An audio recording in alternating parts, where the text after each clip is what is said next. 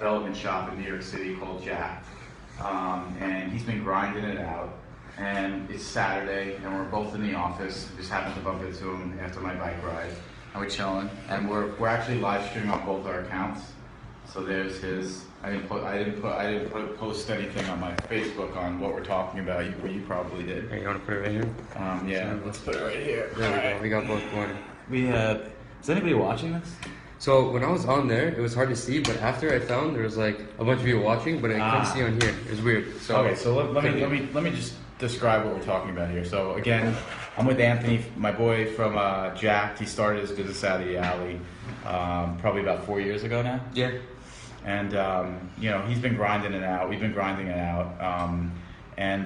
We're here at the office on our Saturday just talking about how much entrepreneurship sucks basically, and how difficult it is, and kind of all the stories that we hear every day. Anthony started his company at Alley, so he's around hundreds of companies and thousands of entrepreneurs, and he helps them build their products and he helps them build their dreams being a dev shop. And we see people, not only us, but we see people struggling, but more so us, because it's so, we go through it. It's so emotional. We were just kicking it. We're like, all right, let's put this shit on Facebook, because we're spitting out some stuff that kind of makes sense.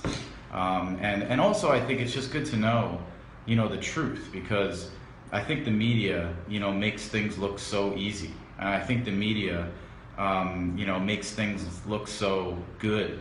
Company X sells for $2 billion. I love the saying, it took me 10 years to look like, an overnight success, Yeah. And here we are grinding it out, just hoping, right. that we're gonna do something on a Saturday. This is what we do. Yep. For fun. We're working. Exactly. And so last week, actually, for the people on my stream, I actually did a post. I don't think you knew this. Last week, I did one with Keenan. So my other friend Keenan started a company, and he had his first real kind of like gut check and scare of being a founder, which he hadn't really experienced, and this kind of like emotional roller coaster. He finally had a little taste of it, which he hadn't really had before. What was it? So for him, it was that he's trying to get approval to have a certain license, right? So as part of it, he needs an office.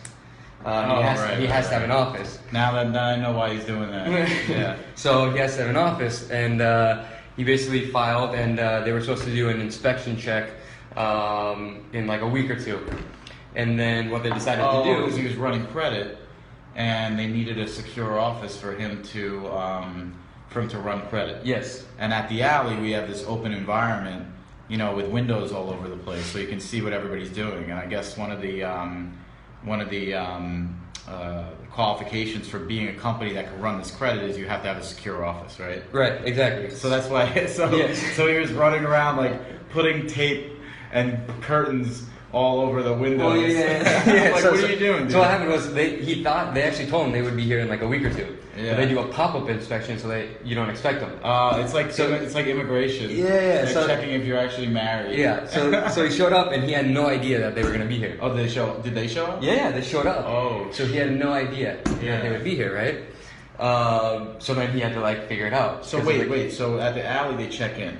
Yeah, they checked in. They checked in. He got a message. Yep. And he was like, "Oh shit, they're here." Yeah, I think it was like Renee was like, "Hey, you have someone." Was he ready? Absolutely not.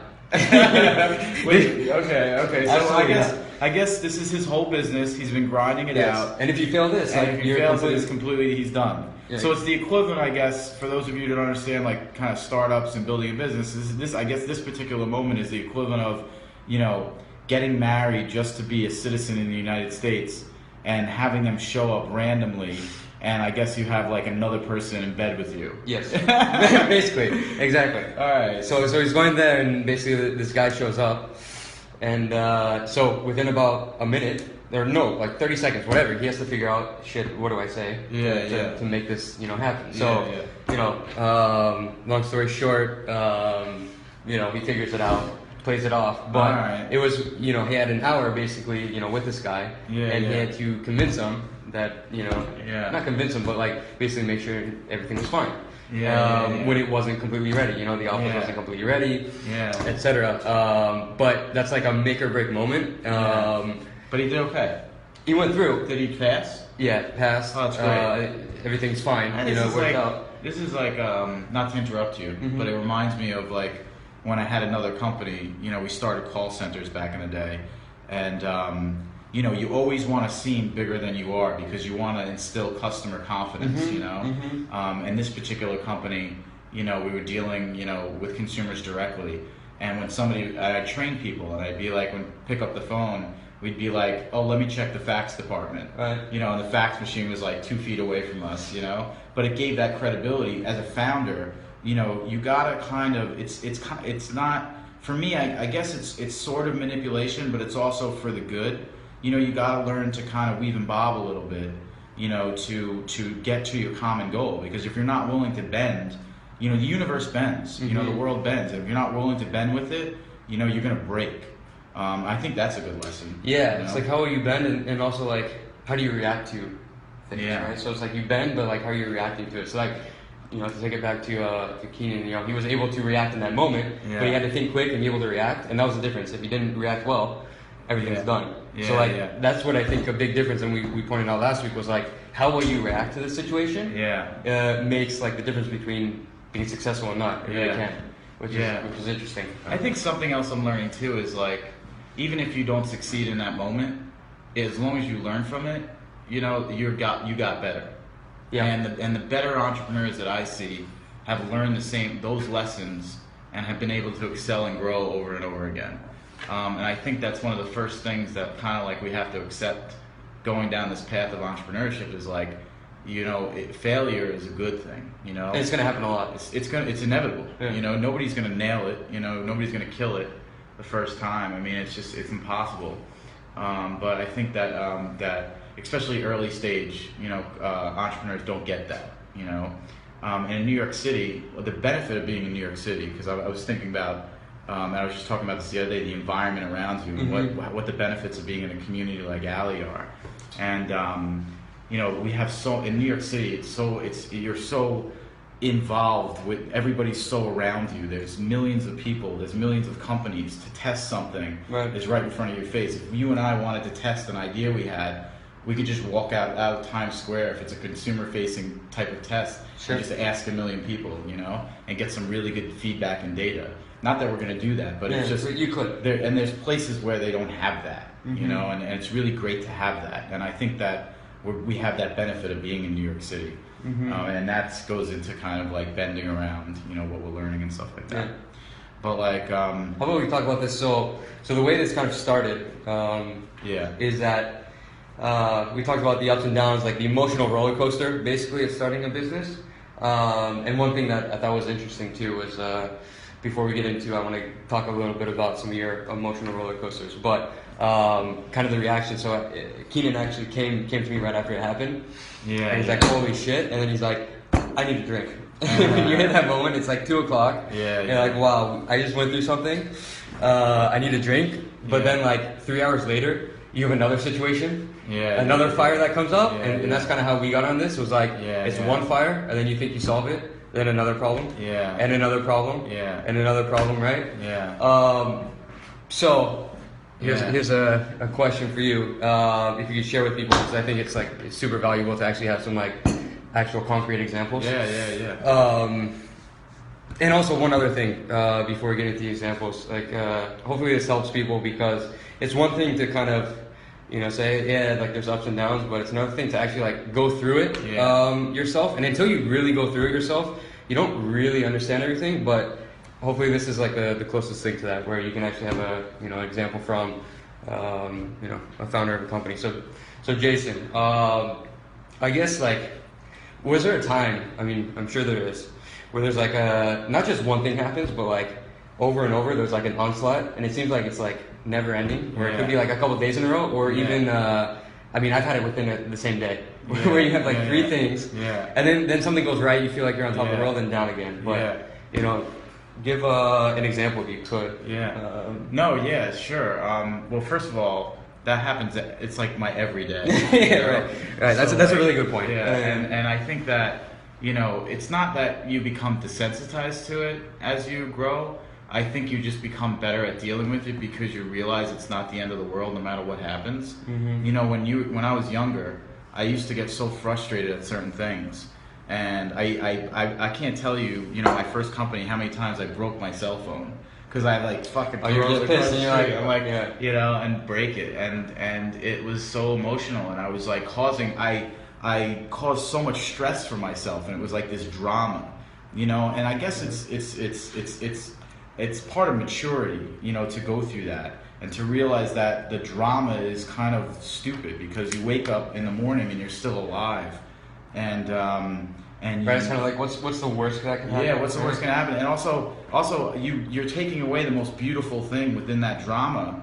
When you get focused on the drama, you're taking away the lessons that you're supposed to learn, you know, to build from. I think not just in business, in life, right? It's gotten me better at communicating with people. It's got me better at relationships, just dealing with life in general. A million shit's gonna happen, you know. I love the saying, like, life is what happens when you're busy making plans, you know? You throw a business on top of that, and it's all screwed up. It's a different you know? story. It's a different story. So like, I have a million examples. I think one really cool example, is that, you know, we just launched a new space. You know, we spent millions of dollars to build a new alley.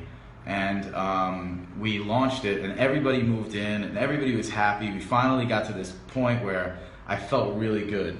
And the alarms started going off, you know, the fire alarms. And they've been going on. It's a newer build out, you know, 40,000 square feet in the nicest part of New York City, most expensive build out. You know, the fire alarms keep going off. It's frustrating, but whatever. So I figured that this was like just another one of those experiences. But then I saw one of my head of operations, Esther, running like in the hallways. And that's when I walked outside. And I saw water pouring from the corners of all of the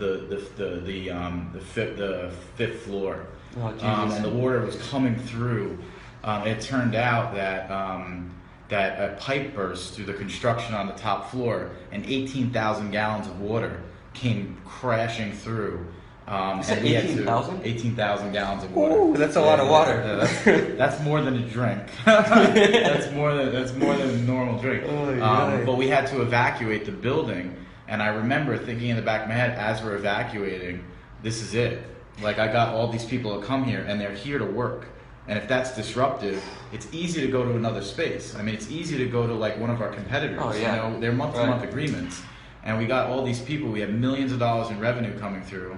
I just filled it. Yeah, so when was it? So how long ago was this? That was like 2 months ago. And when did the new space open? It was like 3 months ago. So just to paint a little picture, so Jason is the CEO, founder of Alley. It's a co-working space in New York City.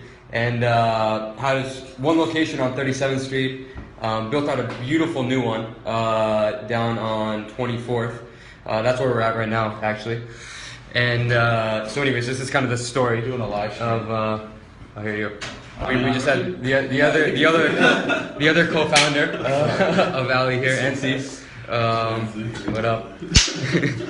We were just sitting here kicking it, and we were like, you know, we should put this shit on live stream. We're talking about the emotional roller coaster of you know, running a company. And I'm sure you have some good stories too. Right now. Talking about flood? The flood.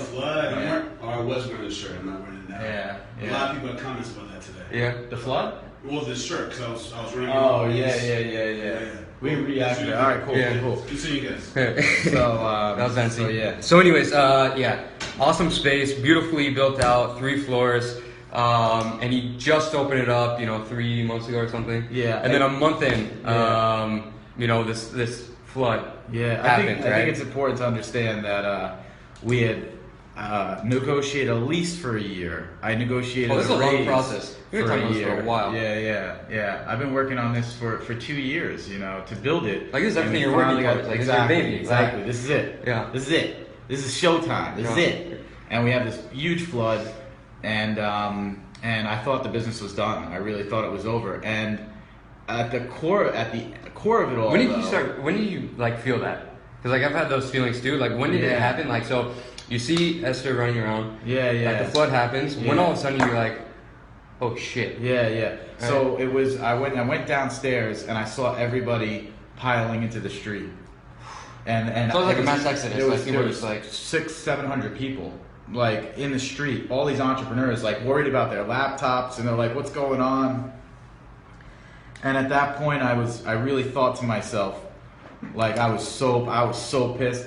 And people were like, some people were like joking around about it because they didn't realize. And they're like, "Oh shit, it's raining on top of our heads." I'm like, "Dude, get out of my face right now." Like, actually, talk about that really quick because that's a good point. When you're like, "Get out of my face," like when something bad happens, because I do this with people, and someone mentioned it the other day. It's like when something bad. Hold on, I just want to say what's up to Trevor. Hey, Trevor, your beard. Trevor just logged in. Your beard is legit, bro. Like I didn't even realize, man. I miss you, dude. Shout out to Trevor. There you go. What up, Trevor? So anyways, at that point, where were we at? When somebody was laughing and I wanted to like. Oh yeah, you get like really upset and you're like you don't understand. It's like to me, like I handle that like leave me alone. I don't want to talk to anyone. Yeah. Like for a while, but like is that kind of like a feeling that you get when you're like, so there's still what's going on? So what happens? It's true. You have to deal with everything. Going it's like on the same thing. It's like this. Yeah, it's like the same thing I said before. It's like it's a life moment, you know. So I kind of went into like my Zen moment, like my core. Like I think when we get that, it's kind of like the fight or flight thing, but it's also like, do I go crazy? And then logically, if I do go crazy, like what does that do?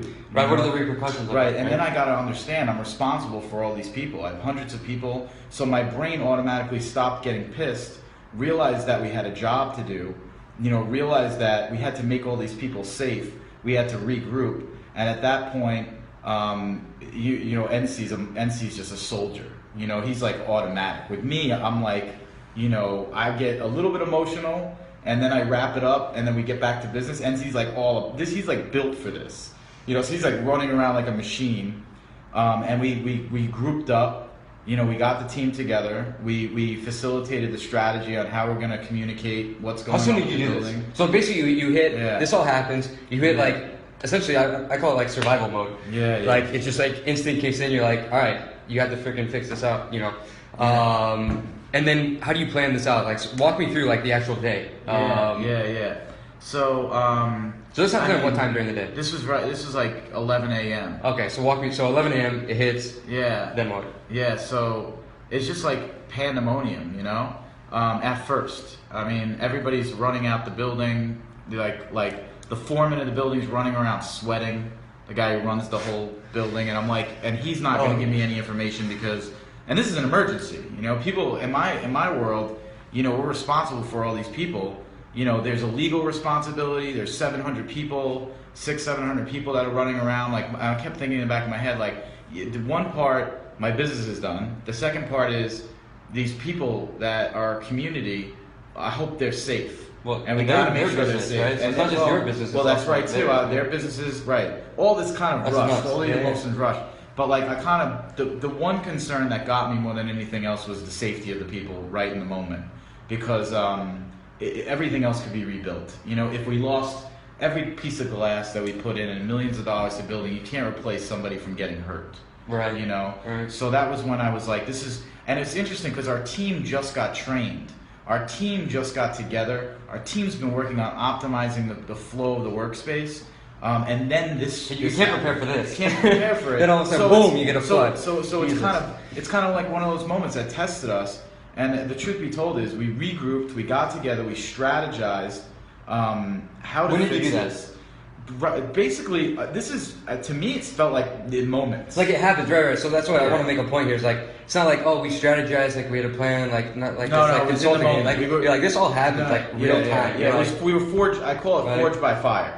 You know, like we basically were forged. What's interesting is, you know, we use Slack to communicate with the team. Which Slack is a really good communication tool. I'm sure everybody knows about it. If you don't, you've been living under a rock in the past 2 years.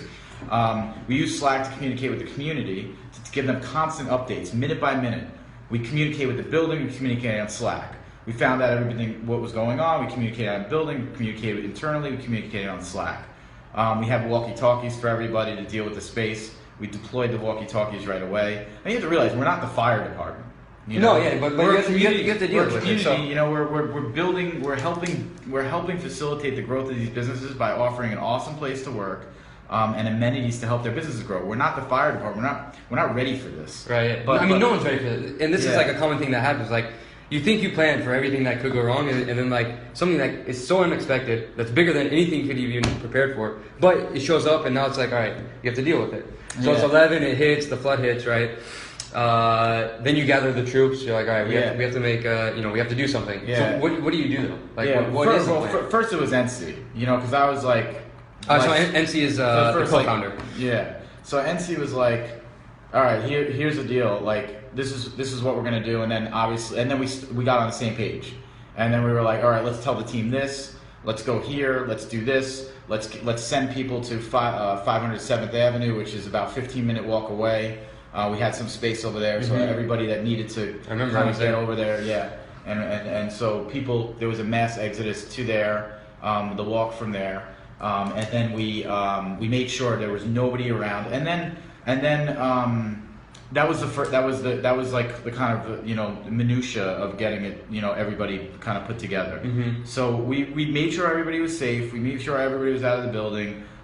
So what the byproduct of this, which I like to talk about, because we did it, was the team that we had managed and put together to optimize the experience in the space at Alley dealt with a natural disaster beautifully. Literally. Like beautifully. Nobody got hurt. We saved every computer. We ordered the machines to do the drying. The space was screwed up. We had a lot of damages, but I was gonna say, so it's not over. So you got through it though. This is just like day one, right? So then it's like the feeling of like, all right, you got like the first part done. Everyone's good. No one's hurt. That's your first priority. It's done. But then you got shit, what about my business? Right? And you're like, well, my business might be, No, there's business, there's business interruption, which is a term that you use for the insurance companies. Okay. But I'll tell you, like, all this stuff, it's a crazy, mind-blowing story, and we did so many things. I think the lesson is, this is a crazy thing that happens that you cannot plan for, like we were talking about. But the lessons that we learned throughout this process actually became part of our playbook moving forward on how we deal with a lot of things in an emergency. So not only did that happen, and not only did we succeed, we went back and looked at the Slack. We went back and looked it's important. Yeah, we did like a post-mortem on like what happened. Oh, that's great. And we do this all the time as a team. We do like a post-mortem, like after the fact, and what could we have done better? What can we have done? What worked really well that we could double down on. How can we optimize the flow of things? Right.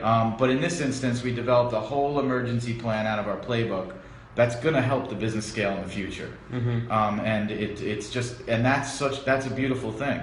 No, I'm sorry to interrupt you, but I love this shit, and I just wanted to. We should do this more often, by the way. If it's fun, if you guys like it, if my Facebook audience is an Anthony Facebook, let us know, because this is the first time we're doing this, and I think this could be really helpful. But if you like it, we'll do it all the time. I love easy to talk about, and it's very therapeutic for me. Yeah, it's nice to talk about. I'm feeling good right now. Yeah. I'm feeling good. Nice to talk I worked about out this morning. Rolling back, and now I'm doing this shit. I feel good. I read, I think when it comes to the obstacle of things, I read a really good book called, it's by Ryan Holiday. It's called The Obstacle Is the Way. Have you read it? No, I haven't read it. So it's a really, really great book. It's kind of like the general thesis behind it is that, the obstacles in our life shouldn't be looked at as a bad thing. It's actually, these are all the lessons that we learn, and we should learn to love the obstacles. We should learn to bond with those obstacles. Because if we do that, we can get the most knowledge out of getting over those obstacles. And I think the general ideology, and I think the byproduct of thinking like that is you become better at dealing with these obstacles, and you optimize how you get over these obstacles, and everything gets better out of that as a byproduct. And I think it's just really important. No, that's a good point. I was actually a few weeks back. I was having a really hard time with the business, so I called up a mentor of mine, I was like, look, I'm going through all this stuff, you know, and bad thing after bad thing was just like, I felt like it was happening. Yeah. And she said something along the lines of like, hey, when you're going through the obstacles, but her line was like, you have to enjoy going through the shit, right? Like, shit's gonna happen. Like, it's gonna happen. It's like, but as being, you know, as starting a company, like you have to enjoy it. Like, it's going through because like what you're learning from it, right? Always keeping that in mind. It's really hard to though, like, you know, if you've been through it, you know exactly what I'm talking about. Like, you're going through it and you're just like, it's hard to like stay positive sometimes. It really is. But like, you have to just, you know, change your mindset. It's a big mindset thing. It is. Like when you're an entrepreneur and running a company, so much is down to mindset. You know, well, first of all, not to interrupt you, but it's a maturity. You know, I love outliers. You know, it's like 10,000. You put 10,000 hours in, you learn and learn.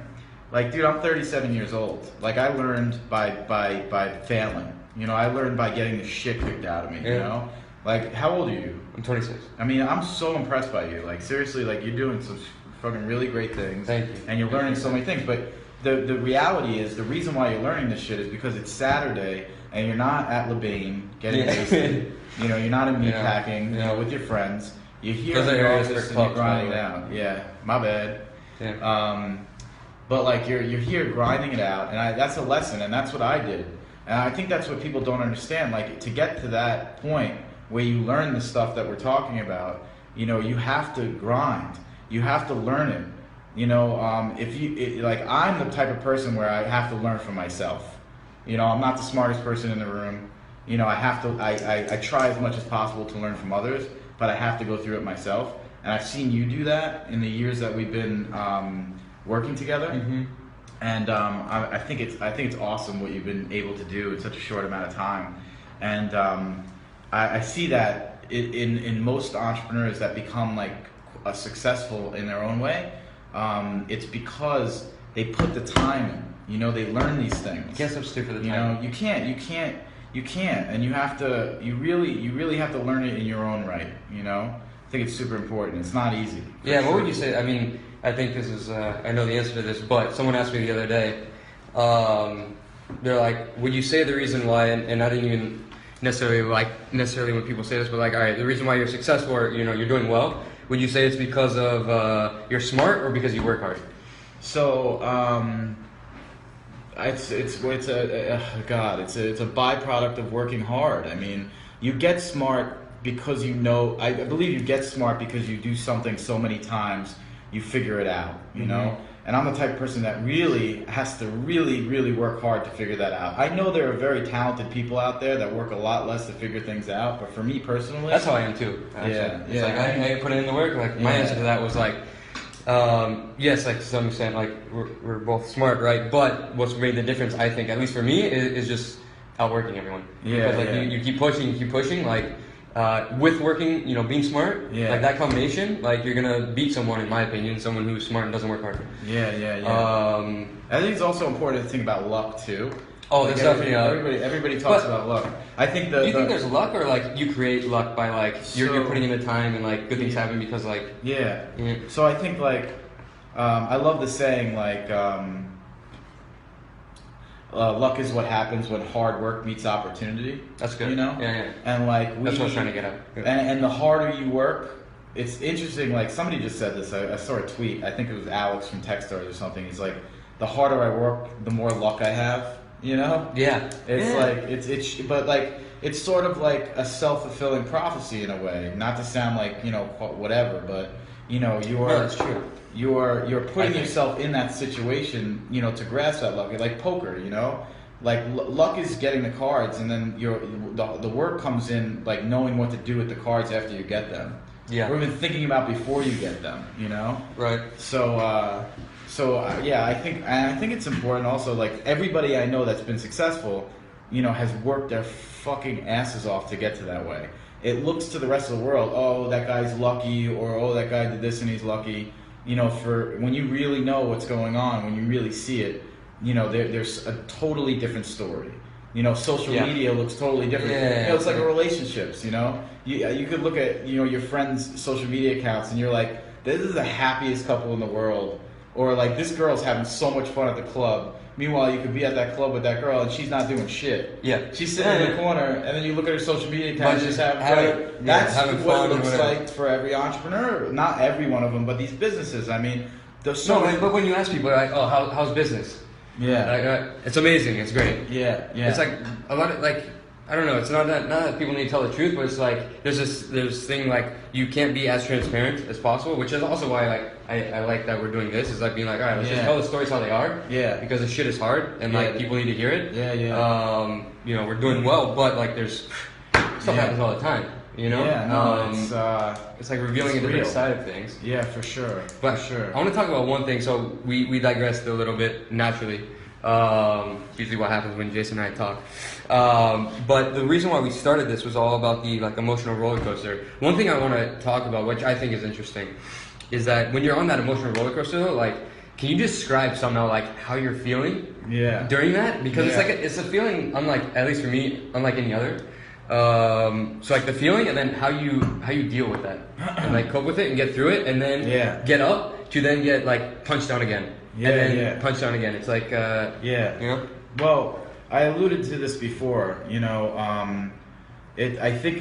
I've learned in my life that if you get really emotional about things that happen and things that you're faced with, and you focus on the emotional aspects, you don't really progress through it.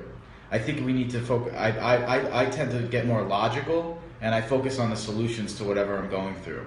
It doesn't really work in relationships, but for business, I think that's, you know, it really goes because people don't understand, you know, that you're thinking that way and that you're cold, but you know, it's really just calculating. So like removing the emotion from the situation. I mean, it's like, important. I mean, obviously, I believe, you know, we want to get passionate about what we're doing. You know, we want to have the heart in the decisions that we're making, so we can make beautiful things and to make them work properly. But I think at the core of it, you know, we have to get logical. Right. You know, we have to take all of our experience and we have to use our brains to not fight us, you know, to work with us and to come up with logical solutions on how to deal with that solution. And I think you need to calm yourself and you need to not get freaked out. You know, and this has come from somebody who naturally freaks out. Like I have nervous energy, you know, where I come from, and you know, and my natural emotional response mechanism that's like built into me intuitively. I want to freak out, so I have to kind of step back and just say that's not going to get me anywhere logically. Yeah. And when it makes sense, it's like, all right, now that happened. Now, how do I deal with this? How do I get out of it? You have to have that skill. And you do. And then sometimes you have to understand there's nothing you could do. You know, I'm a firm believer, and NC says this all the time, we say this all the time, like, all you could do is your 100% to make something work. You have to put your heart and soul, you have to be as ethical as possible, be authentic, make good decisions. That's all you can do. The rest you cannot control. And you can't beat yourself up or get crazy over them.